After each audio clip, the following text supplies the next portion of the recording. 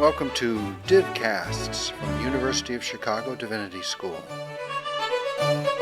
For more of our podcasts and information about our terms of use, please see our website, divinity.uchicago.edu/podcasts. Guest for today is Sliman Bensmaia. I worry a lot about saying that, but I think I got it right. Well. Thank you very much. He's assistant professor in the Department of Organismal Biology and Anatomy, and he studies the neural basis of the sense of touch, research that could lead to direct interface with the brain that could someday allow people who have lost a limb to actually feel things again. That's it in a nutshell. I'm going to let Professor Bensmaia introduce the rest of his work. I have a community announcement. My band is playing bars on Saturday night. If you want to attend, you should check it out. It's like instrumental song. Okay, so actually what I'm going to talk about today is not really my main, the main program of research in my lab. What I study mostly is the sense of touch, actually the somatic sensation in general. So the sense of touch, and also where you can track where your body is in space. So I can move your arm, you can close your eyes, I can move your arm, your hand, and you can sort of sense where it is. So something in your nervous system is tracking how that's happening. And so we're interested in understanding the signals that the hand sends the brain about the movements of the hand, the consequences of those movements, about objects grasped in the hands, and how then the brain sort of interprets these signals to culminate in these tactile and proprioceptive percepts. What I'm going to talk about today is sort of an application. So, I've been a scientist for 20-ish years, and for the first time, I got an opportunity to do something that might actually be useful. And I love doing useless stuff. It's great. I'm very passionate about the pure science stuff, but occasionally you can actually do something that's going to help someone, and so that's pretty exciting, and that's what I'm going to talk about today. So first, let me talk about touch. You probably don't spend a lot of time thinking about it, unless you're me and like 5 other people in the world. But touch is actually critical in everything you do, right? You have these signals from your hand that tell you what your hand is doing, what it's touching, how it's touching it, give you very precise information about what your hand is doing. And without this information, you would suck at everything, right? So here's my undergraduate example. There's probably no undergrads here, but I'll start easy and then we'll move up from there. You're at a party, right? And you're holding a beer if you're of age, and you're talking to someone, and you don't have to pay attention to visually monitor your hand to make sure your beer is in your hand the whole time. And that's because you have a sense of touch, right? So that's the undergraduate example. But more importantly, when you're typing on your keyboard, you're looking at the monitor, you're not monitoring, especially when you learn to type, you're not monitoring your hand virtually at all. Oops. And again, you're making all these micro adjustments of your hand that are allowing you to not have it to focus on your hand. You grab a pen, you're focusing on what you're writing, you're not making sure the pen is at the right orientation in your hand, etc. So all these signals from your hand constantly tell you, or allow you to manipulate objects. We have this dexterous ability to do things with our hands. Without this sensory feedback from the hand, we wouldn't have those abilities. And I'm going to give you this. This is a little hard to watch. If you have a heart condition, you might want to look away. I'm kidding. It's not that much. It's a little frustrating. So this is somebody just taking a match and lighting a match. No problem. Hopefully you can see that. Perfectly normal, healthy, sober individual. Now the same person, minutes later, is going to do the same thing, except this time we're going to, this is my colleague in Sweden, we're going to numb the fingertips. So everything is normal again. She hasn't chugged a lot of liquor. She can see her hand. Everything is fine. The only thing that's different is her fingertip is numb.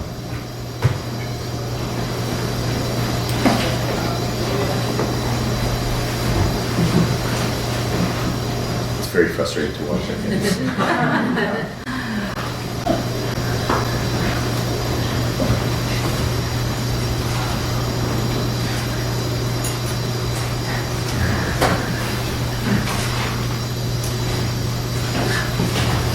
Yes! But the point is that I feel like that gives you a visceral understanding of how important your sense of touch is. Again, the motor system is intact, everything is normal, just the fingertips are numb. So now in the context of what I'm going to be talking about today, we're talking about neuroprosthetics, right? And so, the target populations are individuals with tetraplegia first and foremost, and amputees. And this movie just shows this amazing robotic limb that the group I work with has developed. And it's an anthropomorphic robotic limb that basically moves in all the same ways that your arm moves. I mean, it's mostly has all the functionality that your arm has. It has one piece of functionality that your arm does not have. You can crush a tennis ball. But you've seen Terminator, you've seen Robocop. The future is now with these arms. And the idea, though, the idea behind these arms is to deploy them initially in a tetraplegic population, where, and this has already happened, you stick electrodes in the motor parts of their brains, right? And so, in a tetraplegic patient, the brain is intact, the body's intact, but the brain is no longer attached to the body, right? So but the signals that control the arm, that send signals to the arm muscles to tell it what to do, they're still there, they're still intact. And there's a whole cottage industry of labs that have developed ways to sort of, and I'm not going to go into that, but that have developed ways to infer motor intention from these patterns of activity in the motor cortex, in these motor parts of the brain.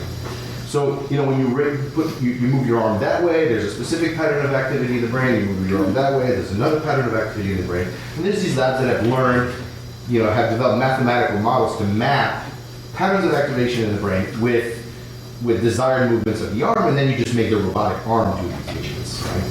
So that's already happened.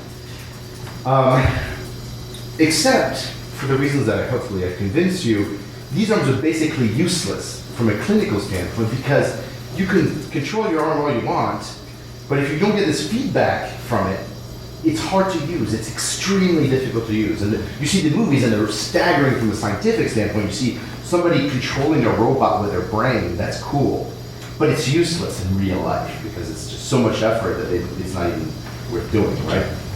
So what I've been tasked, and this is a project that's part of this much bigger initiative called Revolutionizing Prosthetics. What I've been tasked with is to kind of leverage my expertise in how the brain processes information from the hand to try to reproduce those naturalistic patterns of activation in the brain to sort of restore the sense of touch. So the idea is, basically the goal, and I'll get back to it later, is when this patient grasps an object, to actually feel the object, and ideally feel the object in the same way you would feel that object. Right? So that's the primary goal.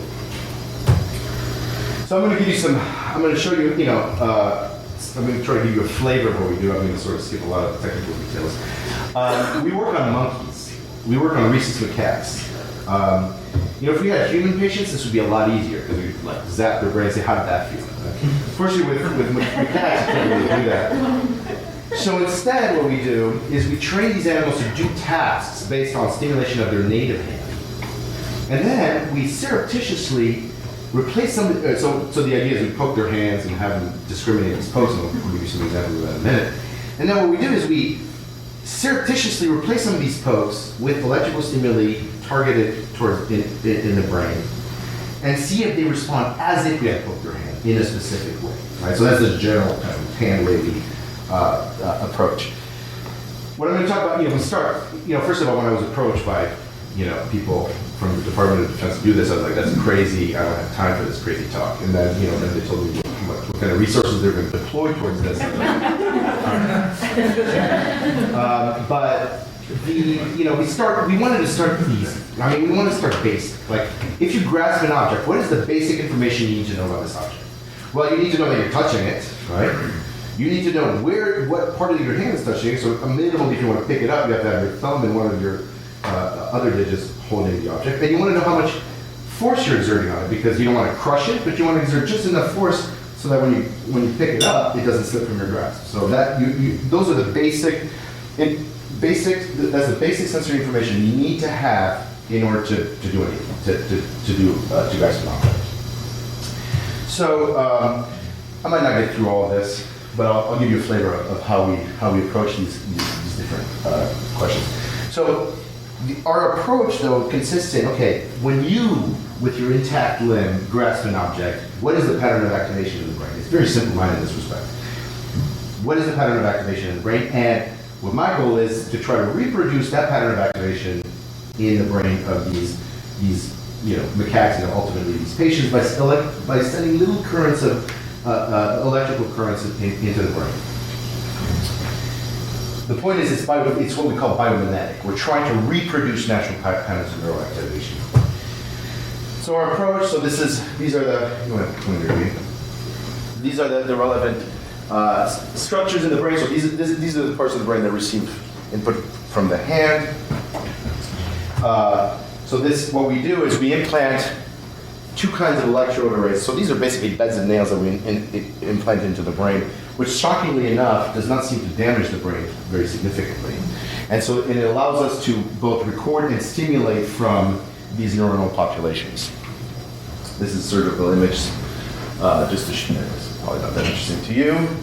The cool thing, though, one of my favorite things about the somatosensory system in these parts of the brain is you stick your electrode in the brain, and then you palpate the animal, try to figure out, hopefully you're in the hand representation, so you palpate the hand. And what you find is, when you're listening to the activity from one of these electrodes, typically, if you touch one of the fingers, you get activation. You can hear that every time you touch the finger, the electrodes become activated.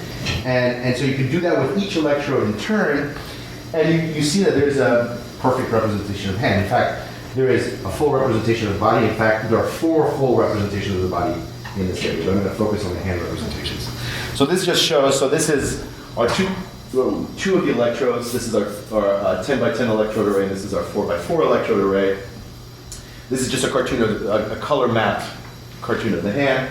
And what you can see is the blue electrodes respond to the palm, these electrodes down here respond to the middle finger, etc. So there's this sort of systematic map of the hand in this part of the brain, right? And by the way, ask questions if you have any. I welcome interruptions. So that's where we're at. We stuck our electrode array in the brain. We've managed to put the electrodes in the right place, so we're impinging upon the hand representation in this part of the brain that basically receives. So this is the part of the brain that naturally receives input from the hand. So now about contact location. How do you convey to an animal or to a patient where an object is touching the hand, right? Well, as I said, there's these 4 body maps in these areas. Let's just say there's a body map in these areas. And so there is a population of neurons that responds to the index finger that's next to a population of neurons that responds to the middle finger, next to a population of neurons that responds to the ring finger, etc. Right? So the question was, if we stimulate a population of neurons that responds to the index finger, will the animal feel as if its index finger was touched, right? So this was the first set of experiments. Of course, again, in a human patient, that would be trivially easy to say, hey, where did you feel that? Oh yeah, it's on my index, good to go.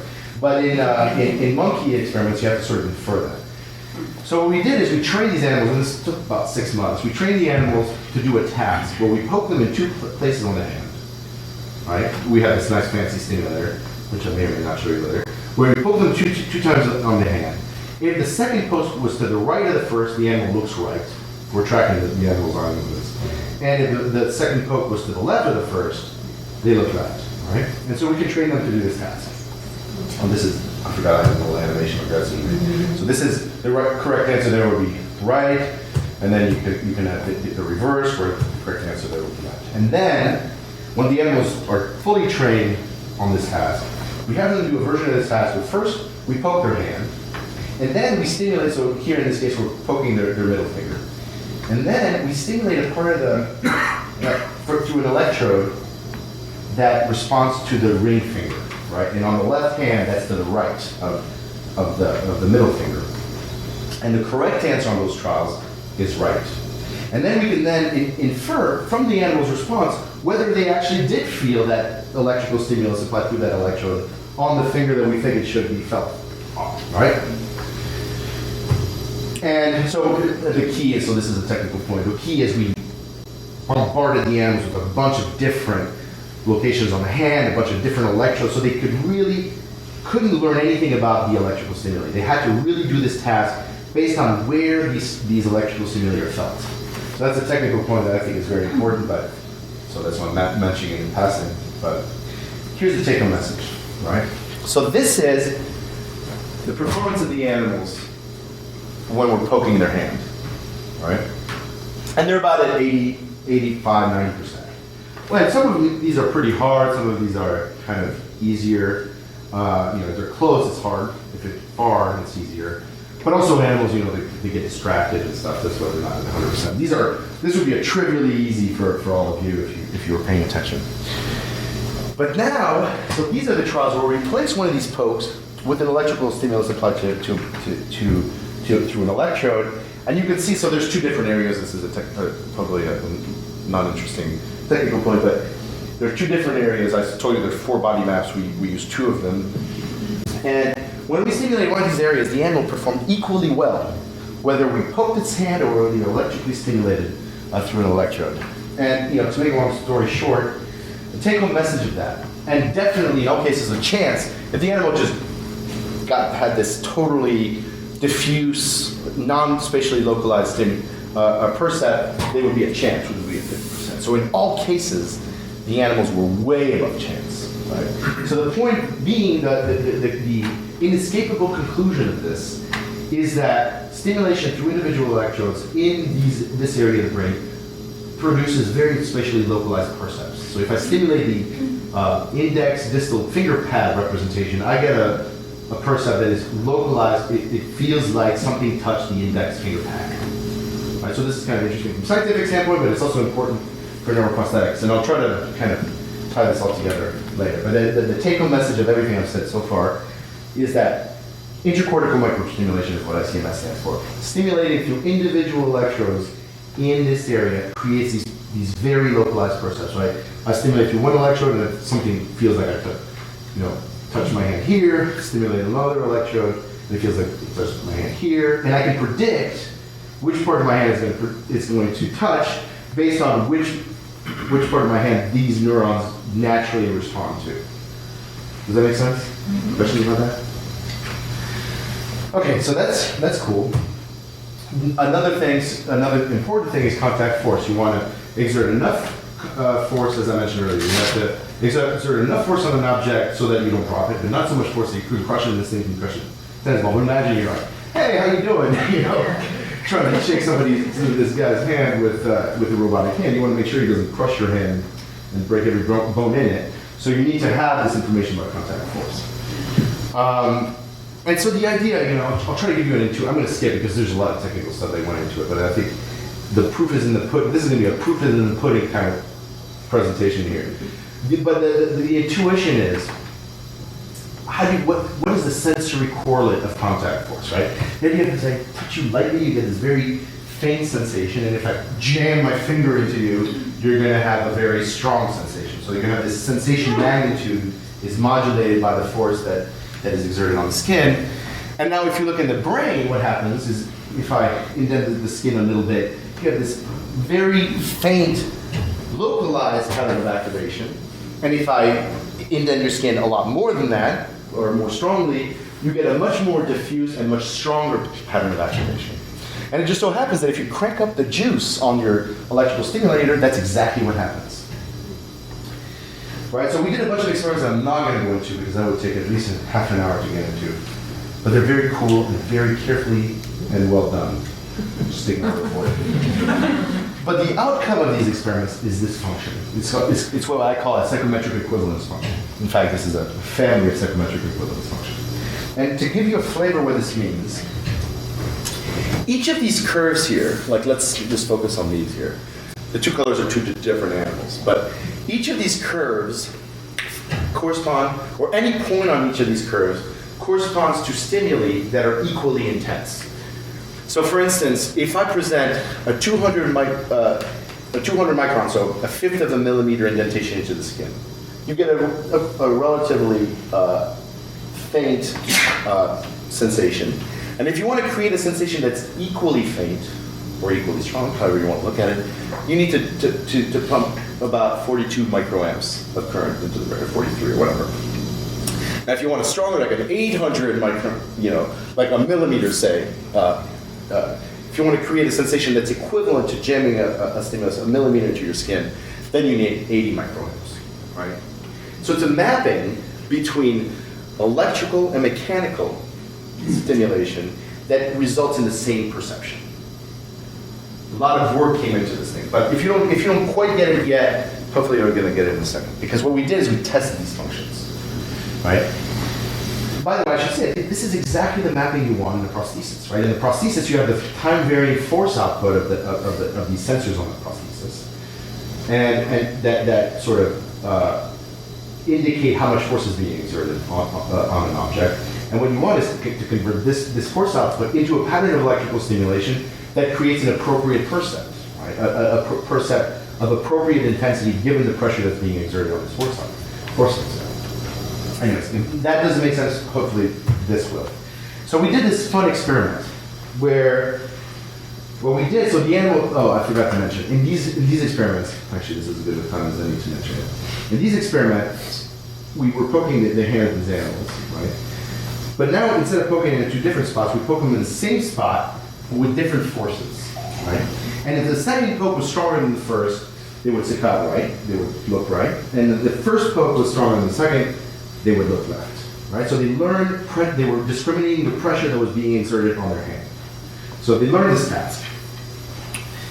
And then we had them do the exact same task, but instead of poking their hand, we poked a prosthetic hand with a force sensor on it.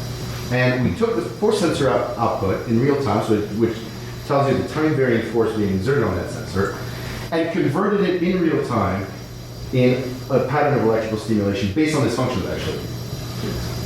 In other words, we were having the animal do this pressure discrimination test, but instead of poking its hand, we were poking a prosthetic hand. Of course, the animal can't see either, right? It's just trying to feel things. Right? And what we were hoping for, the goal was to get the animal to perform just as well as this pressure discrimination task, to be able to discriminate pressure just as well, whether we're poking its hand or poking a prosthetic hand. Of course, I wouldn't be here if it hadn't worked. But so the dark trace, the dark purple trace or whatever, that's the performance of the animal when we're poking its hand. So in these tasks, we're presenting again two stimuli. One of them is, so this is the depth of indentation into the skin. One of them is always 150 microns. So it's like roughly a sixth to an eighth of a millimeter. And the other one varies from about 300 to 2,000. So a third of a millimeter to about 2 millimeters, right? And of course, as the other one gets more and more intense, more and more different, the animal gets better and better at distinguishing which one of them sort of cause more pressure on its skin, right? So you get this increasing function. In this case, it's the same idea, except now the stimulus that's presented on every trial is 2 millimeters. So, these stimuli are the most different because they're much fainter than 2 millimeters. And as the amplitude increases, it gets closer and closer to 2 millimeters, the performance of the animal decreases, right? Anyways, the take-home message of this is now you have the animal doing the exact same task, interleaved, right, with the task I just described.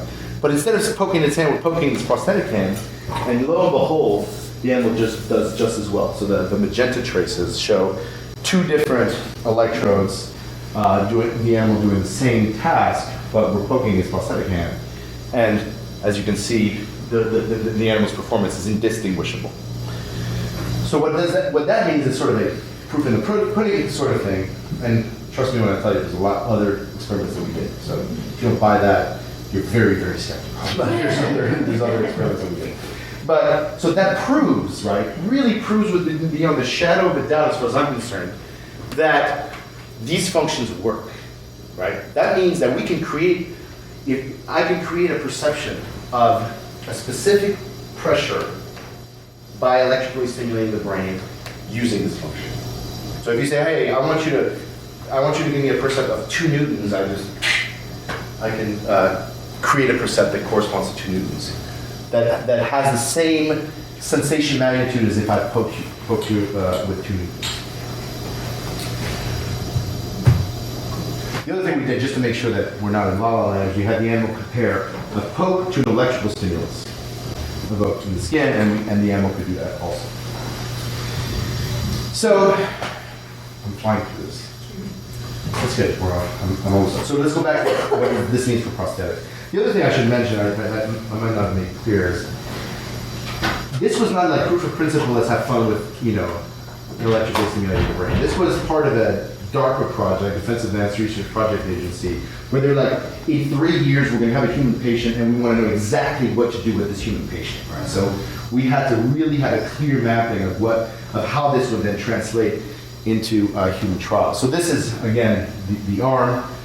So how would this work in a tetraplegic patient, right? So you implant electrodes in motor cortex, as has been done a few times in the past. But now you implant electrodes into somatosensory cortex. Now remember, we can't map the hand like we could with these monkeys, right? Figure out, okay, what part of the body does each electrode respond to, because the body is no longer attached to that part of the brain.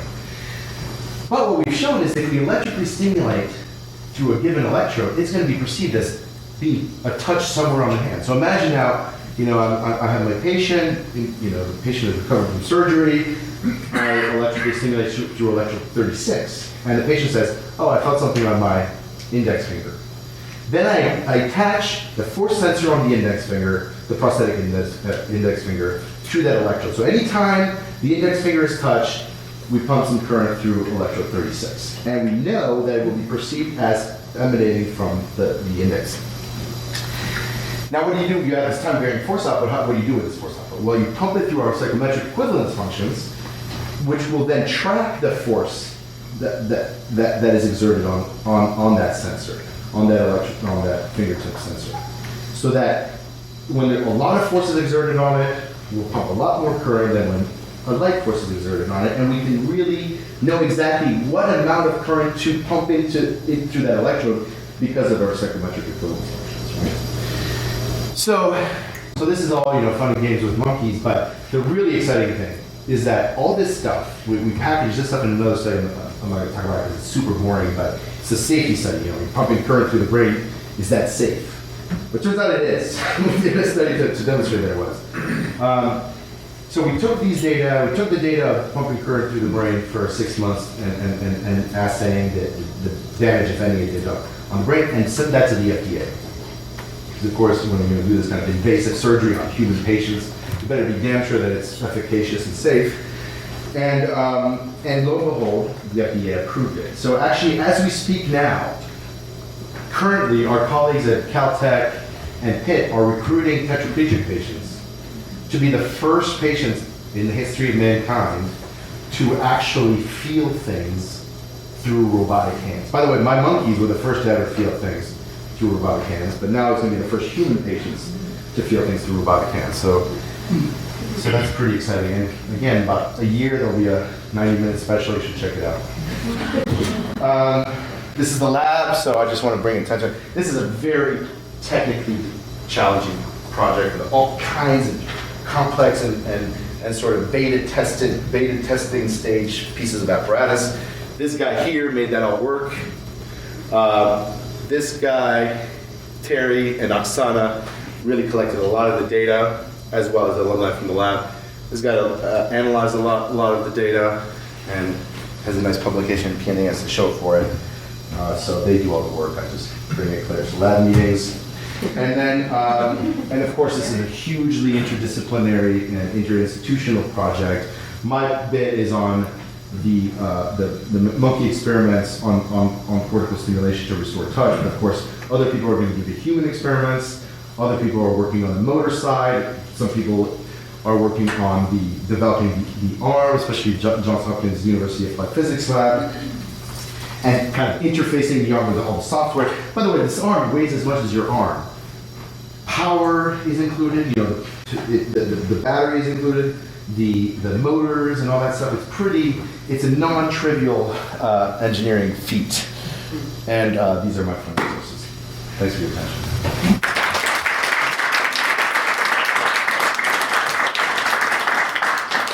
We do have some time for Q&A. Thanks, this was excellent. I really enjoyed it.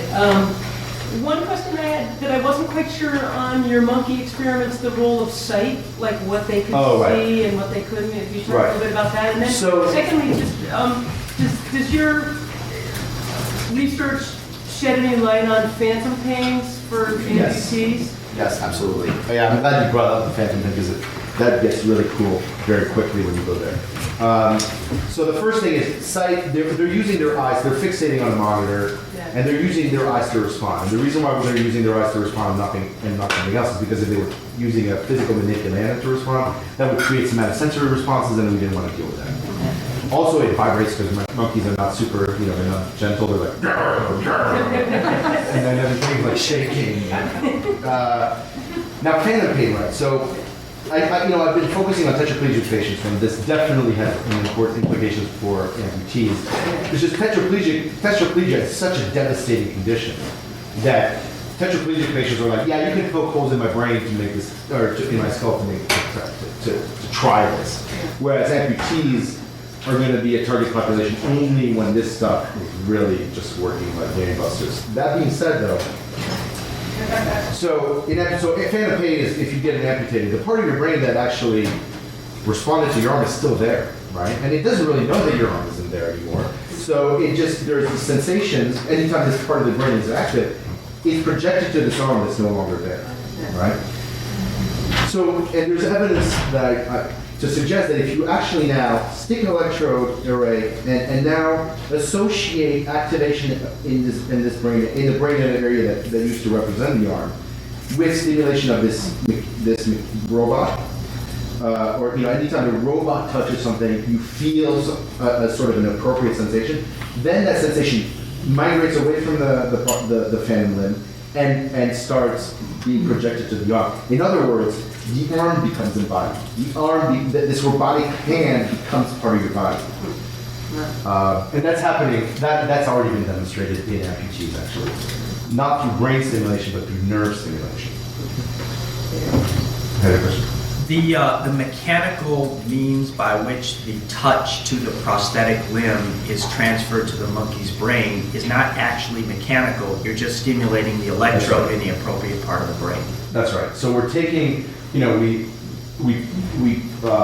take the output of the force sensor, send it to a computer. The computer uses our psychometric equivalence function to figure out how much to stimulate the brain, and then we stimulate the brain accordingly. And then all this in real time, like with a 20 millisecond sort of resolution. So there's no mechanical connection at all between the monkey and the prosthetic limb. No. But I mean, even in you, there wouldn't be a mechanical, right? I touch your hand, and then it's like nerve signals, electrochemical signals that are transmitted to the brain. Well, here we're just kind of replacing these electrochemical signals to the brain with electrical signals directly into the brain.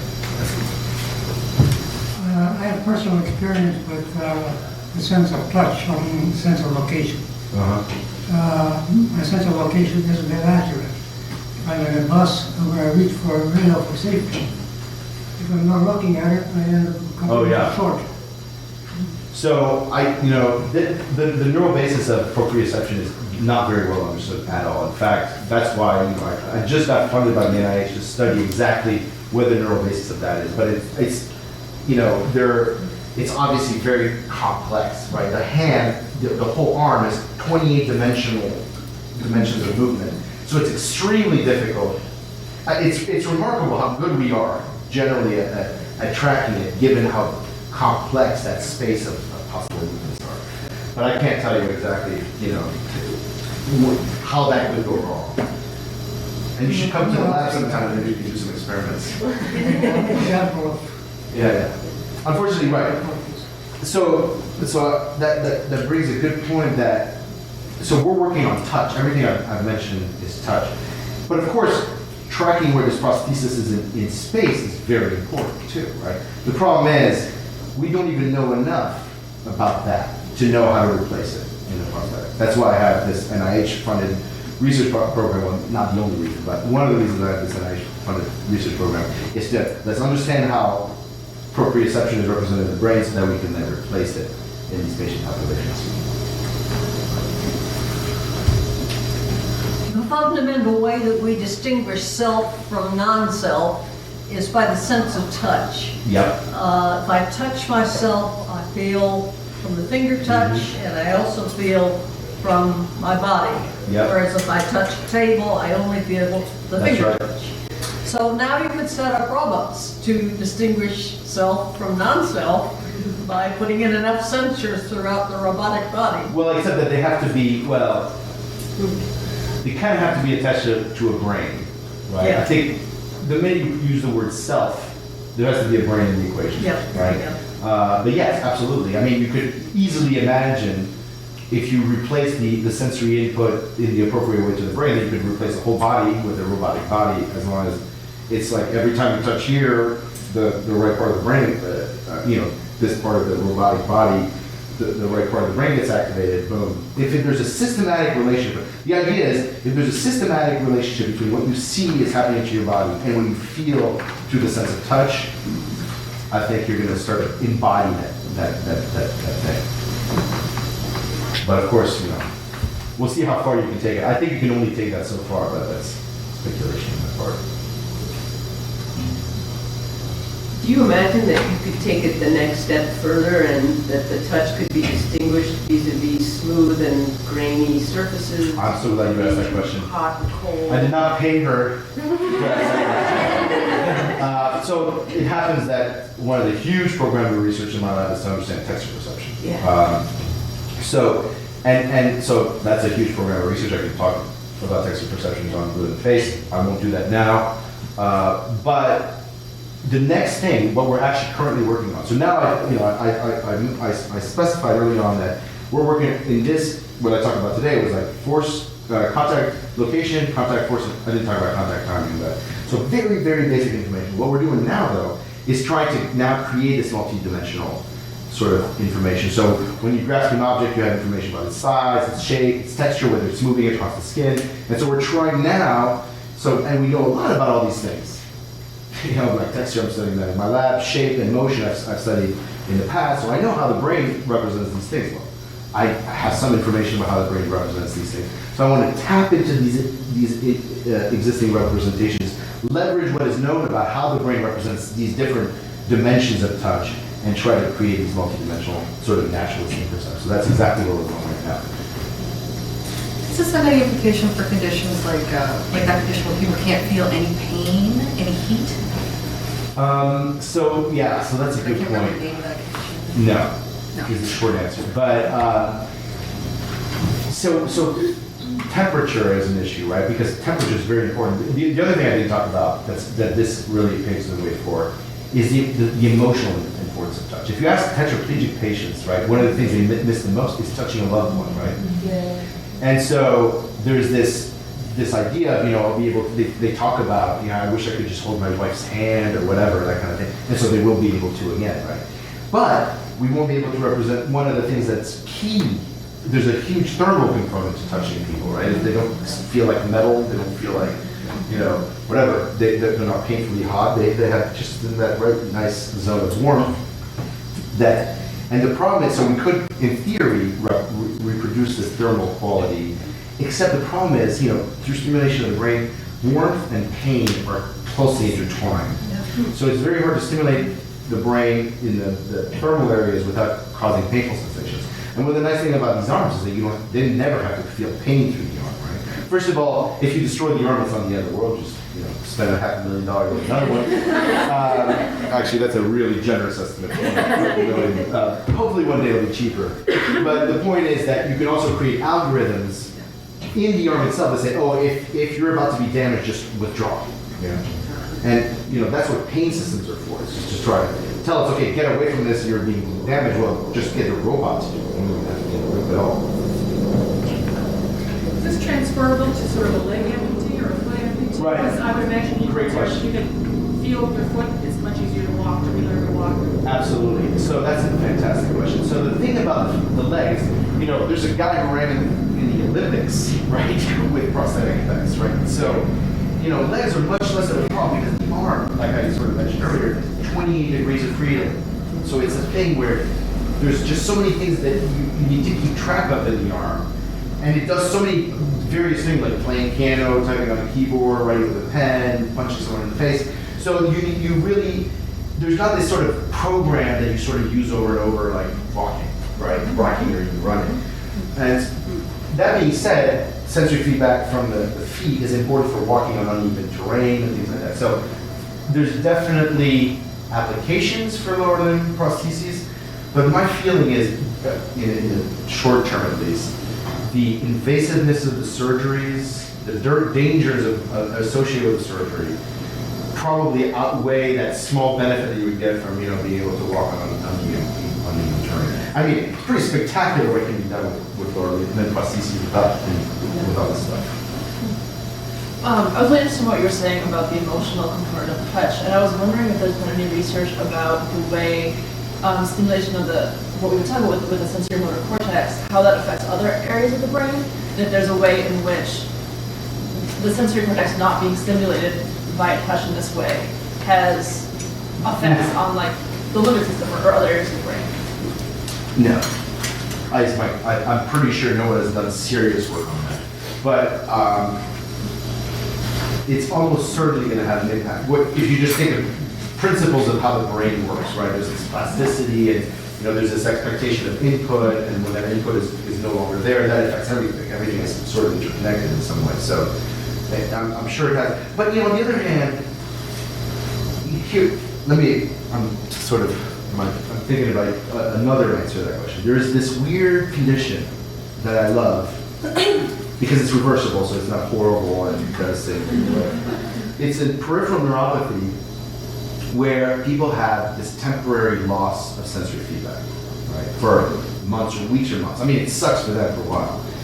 But it's really interesting to see how devastating it is. I mean, those people look like they just do not have motor systems anymore.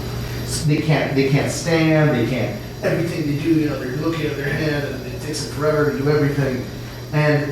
But sometimes they recover from that. And when they recover from that, it's like, psh, nothing was ever gone, right? So, in a way, so when that input is gone from the brain, that doesn't mean that these brain areas are no longer active, and they're still sending signals to other parts of the brain. So you don't completely atrophy those connections, and I don't think it's as devastating as you might fear. But there's definitely some effect. Sliman, that was great. And I wondered about the strength thing. You mentioned you don't want to crush someone's hand, or shake their hands, or crush the tennis ball. But can you do you have a way to balance the sort of settings or the power of these limbs and these prosthetic limbs? Would you want to do that? Would they be set to the balance with an existing limb? I see. Right. So it wouldn't be so much better than the other. But could the person flick a switch and I can have superpower and do well, look, things? I hope this isn't bug or there are no drones. But you have to remember this is for the Department of Defense, right? And the stated goal in the original white paper for this project is to take soldiers that lost a limb or something on the field, instrument them with this thing so they can go back on the field, all right? So, which apparently, and you talk to veterans, they're like, man, I would love it if I could do that. I was like, wow, you and I are very different people.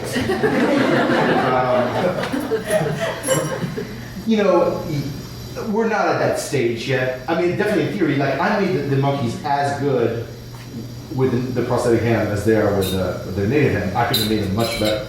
Could have made it much worse. There's a knob you can turn to. So there's definitely, a potential for, the $6 million man, for those of you who know what that means, like potential for enhancement, absolutely. Now,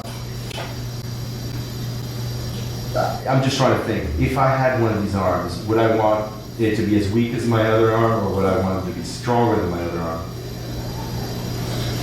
I would go for the latter. It's the same. So it's hard myself. Have it balanced. But one thing, so I'm answering, half seriously your question. But one thing that I should mention is that there's all kinds of important, your arm, when you interact with objects, it gives a little bit, right?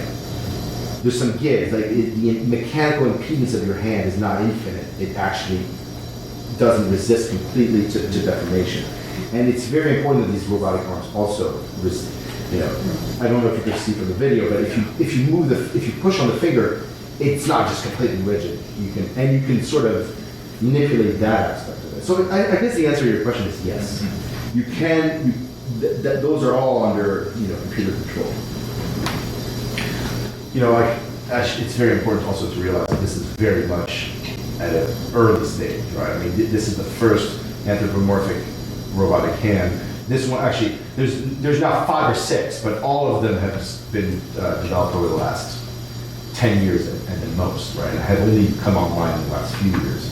The guy who made the Segway has another really good one.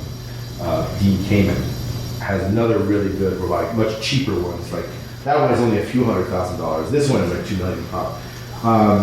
That's a little bit simpler, but has some of these important sort of biocompatible properties. And that, I've already had 2, but Go ahead. it's come up a little bit in some of the answers, or possibly, is the role of memory in sensation of touch. You know, we talk about the person missing, holding their loved one's hand, or, I mean, and can you make new memories for people who've never had the feeling of touch? So that's actually called Molyneux's question, right? With vision, where if you took somebody who had been blind their entire life and then magically restored their sight, could they tell a sphere from a cube, right? And the answer is absolutely not, they couldn't. That's the short answer. But, you know, why I chuckle a little bit when I read stuff on Molyneux's question, which my mother, who's a philosopher, happened to study a while back, so I made fun of her. Is it's a very complex neuroscientific question, right? There's, you know, visual representations or somatosensory representations happen at many different levels. You have a representation of the stimulus in the nerve, a representation of the stimulus in the brainstem, in the thalamus, and various areas of the brain, and there's these complex elaboration of the stimulus. So of course, if you have zero experience, there's no elaboration, and so you have to learn everything from scratch. And no one has done these experiments, but humans at least. But one thing that is pretty clear if you look at the literature is in adulthood, it's very hard to learn a whole sensory modality from scratch.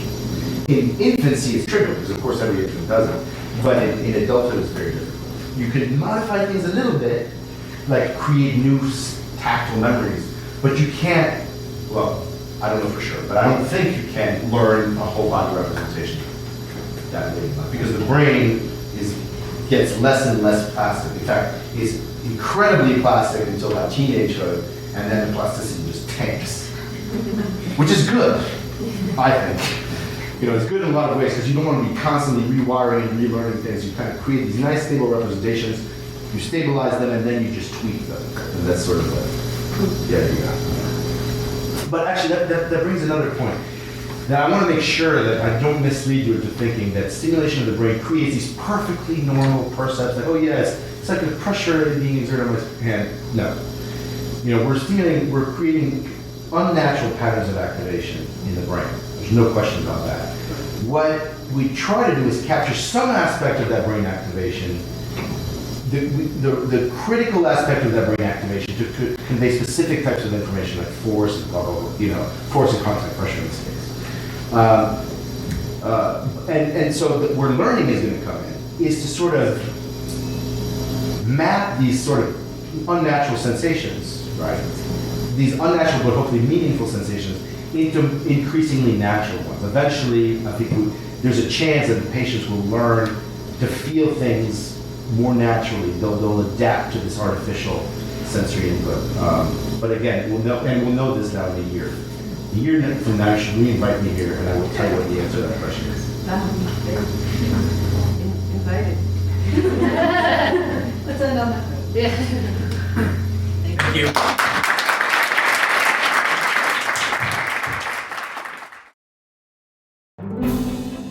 We thank you for listening to or viewing our podcast. For more information and for other podcasts, please see our website, divinity.uchicago.edu/podcasts.